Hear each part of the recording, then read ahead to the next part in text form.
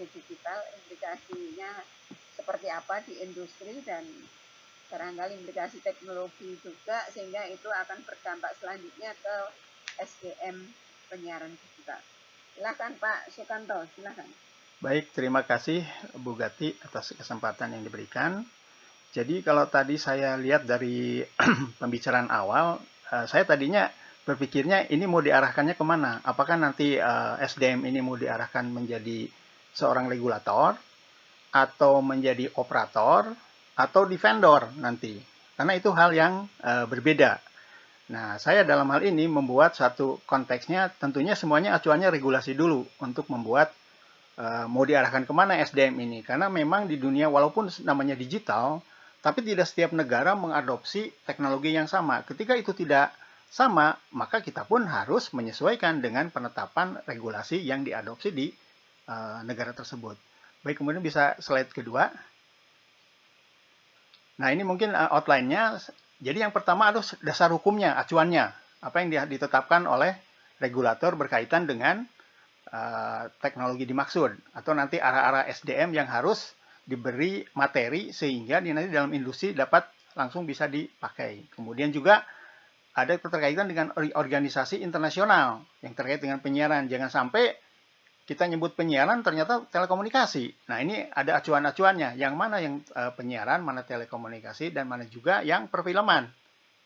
Kemudian juga selanjutnya kita akan berbicara mengenai media atau platform penyiaran yang seperti apa platformnya. Dan teknologi yang diadopsi, serta konteks penyelenggaraannya. Jadi saya ini berbicara nanti di konteks penyelenggaraan yang nanti unsur-unsur penyelenggaranya itu berkaitan dengan ketentuan-ketentuan yang harus dipenuhi dalam penyiaran dimaksud. Dan konsep kedepannya, artinya ini konsep ke depan bahwa teknologi yang diadop itu nanti akan seperti apa. Dan ini harus disesuaikan dengan tadi kompetensi yang akan diberi sebagai materinya, yang akan diberikan kepada sumber daya manusia tersebut. Oke, lanjut. Nah, ini mungkin dasar hukumnya. Jadi yang pertama, memang ada dasar hukum nasional kita, yaitu Undang-Undang nomor 11 ya tentang Cipta Kerja, di mana memang analog switch off itu akan ditetapkan 2 tahun kemudian. Dan ada juga boleh percepatannya sesuai dengan pasal 60A kalau tidak salah. Itu terakhir hanya digunakan analog itu sampai dengan tanggal 2 November tahun 2022. Dengan demikian, maka tidak ada lagi namanya teknologi analog. Nah, di sisi lain, di ayat selanjutnya itu boleh dipercepat. Jadi kita juga sudah merancang percepatannya. Dalam artian bahwa sejak Agustus nanti ada analog switch off yang lebih awal. Sejak Agustus. Nanti kita punya daftarnya juga. Nah, hal lainnya juga berkaitan dengan telekomunikasi karena ada nanti penggunaan frekuensi radio. Selain khusus yang di penyiaran terkait dengan infrastruktur yang tidak menggunakan frekuensi radio. Dan Undang-Undang 32 yang masih banyak digunakan pasal-pasalnya karena tidak dihapus di dalam Undang-Undang nomor 11 serta peraturan penyiaran dan peraturan turunannya. Tetapi jangan lupa juga bahwa kita juga mempunyai ketentuan karena kita sudah tanda tangan mengenai General Agreement on Trade and Services dan juga ASEAN Charter serta Memorandum of Understanding yang terkait dengan free trade areanya. Jadi ada jasa-jasa penyiaran yang memang secara cross border supply itu bisa dilakukan. Oke, lanjut. Nah, ini mungkin ruang lingkupnya dulu. Apa yang disebut dengan penyiaran? Jadi definisinya saya ambil dari Undang-Undang 32. Penyiaran adalah kegiatan pemancarluasan siaran mulai sarana pemancaran dan atau sarana transmisi di darat, di laut, atau di antariksa dengan menggunakan spektrum frekuensi radio.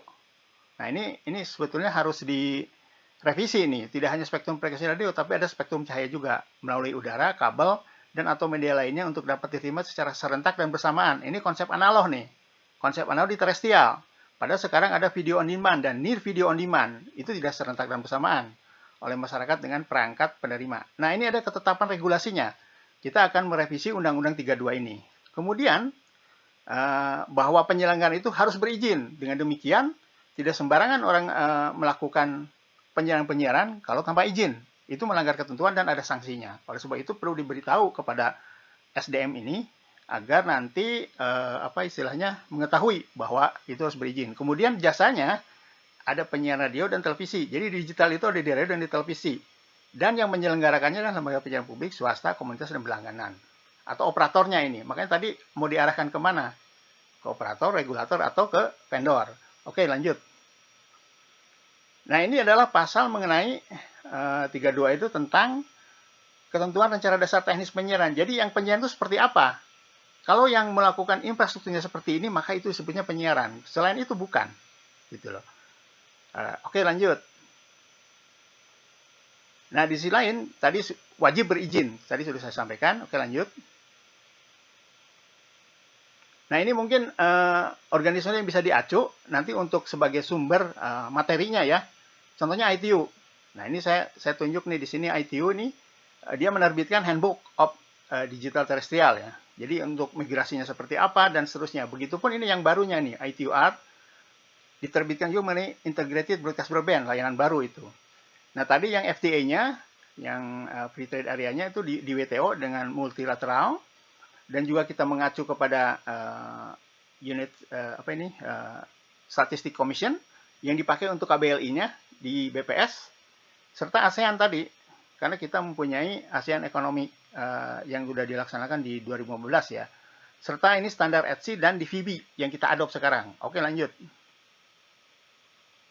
Nah, adapun materi yang harus diberikan, kalau itu nanti diberi SDM-nya terkait dengan transmisi, maka dia harus dibeli materi terkait dengan satelit broadcasting, terestrialnya juga terrestrial broadcasting, serta kabelnya ada dua, ada yang berdasarkan copper kabel dan juga ada berdasarkan optical fiber. Adapun platform lainnya yang saya tadi sebutkan bahwa itu harus direvisi, adalah yang dikategorikan dengan IBB ini, HBBTB dan Hybrid Cast untuk standarnya. Yang satu punya Eropa, yang satu punya Jepang. Kemudian 5G itu bisa telco, bisa penyiaran. Nah, oleh sebab itu, penyiaran dari mana? Dengan menggunakan Further Evolved Multimedia Broadcast Multicast Services. Kalau dia menggunakan teknologi ini, berarti itu penyiaran dan harus berizin. Nah, di sisi lain ada juga IPTV dan OTT-nya, OTT Broadcasting, bukan OTT Telco. Jadi ada juga. Jangan hanya telco saja, tidak, di kita juga ada. Oke, lanjut. Nah, ini saya satu ilustrasi aja. Konten itu sifatnya netral. Kalau kita hanya mengelola konten, baik itu like kamera dan seterusnya, kemudian diolah, apakah melalui komputer dan seterusnya, dan ditaruh dalam DVD, diputar, dijual di kios-kios, lalu diputar dalam DVD, ini bukan penyiaran ini. Jadi walaupun disertifikasi, ini bukan penyiaran ini. Dan kalau itu konten itu diolah sedemikian rupa, didigitalisasi, kemudian dimasukkan ke proyektor yang ditampilkan di bioskop, ini juga bukan penyiaran, ini perfilman. Undang-undang perfilman yang berlaku di situ. Tetapi kalau dia dipancarkan nih, masuk melalui studio, kemudian dipancarkan lewat terestrial, salah satunya yang bisa satelit, bisa kabel tadi, kemudian diterima TV, ini baru penyiaran. Tapi kalau konten ini disalurkan ke jaringan telekomunikasi, misalnya tadi di YouTube ditaruh, kemudian dilihat yang kan ada TV sekarang itu TV-nya bisa smart TV ya, itu bisa dilihat juga, ini bukan penyiaran. Nah, itu yang harus hati-hati dengan konten ini. Konten itu sifatnya netral. Oke, lanjut. Nah, ini salah satu contohnya yang sumbernya dari European Broadcasting Union, technical review-nya. Content provider itu sifatnya netral ya. Kalau dimasukkan ke ISP, kemudian disalurkan ke cellular network, diakses melewat cellular access network, ini adalah telco. Izinnya izin telco. Semua ini industrinya telco. Tapi ketika kontennya dimasukkan ke broadcast network operator, kemudian diterima, ini baru penyiaran nih. Melewat infrastruktur penyiaran. Begitupun sebaliknya, dari sini, dari broadcast network operator, tapi dia menaruhkan ke ISP, kemudian diolah dan selanjutnya diteruskan, baik itu langsung ke wireless access network operator dan seterusnya, itu juga bukan penyiaran. Oke, lanjut. Nah, ini ada radio, tapi tadi saya pikir ini nggak banyak disinggungnya, karena kita sudah menetapkan di DAB+, sama DRM dalam konteksnya uji coba. Nah, ini kanalnya akan lebih banyak, kurang lebih dari 9 sampai 24, tapi ini menggunakan frekuensi yang baru, di band 3. Sementara yang ini di spacing kanalnya, itu sampai 4 bisa masuk. Tapi ini saya kira tidak menjadi isu, karena sifatnya juga natural, tidak ada ASO-nya. Oke, lanjut. Nah, ini yang saya maksud, bahwa televisi itu ada kurang lebihnya ada 4 teknologi yang dipakai di dunia. Satu, di DVB, Digital Video Broadcasting, itu adalah produknya Eropa. Kemudian SDB ini Jepang. DMB ini Cina, dan ETSC adalah Amerika.